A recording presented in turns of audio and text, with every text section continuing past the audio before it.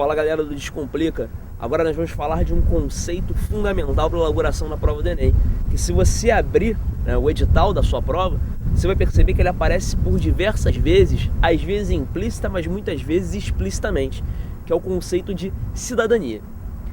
Cidadania é um conceito que permeia nosso cotidiano, mas para fazer uma prova, para responder às questões, nós precisamos de uma definição mais técnica do que é cidadania, do que essa participação ativa de um cidadão na comunidade. A maioria dos cientistas políticos e historiadores define que para a cidadania ser plena é necessário que 3 tipos de direitos sejam observados: os direitos civis, os direitos políticos e os direitos sociais. Quando fala-se em direitos civis, que tipos de direitos estamos falando?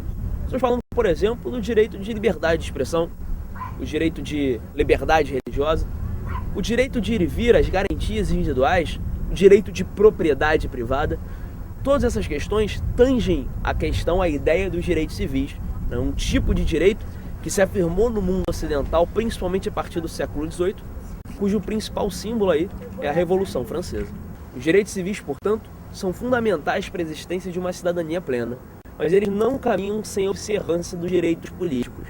Por direito político, entendemos todo tipo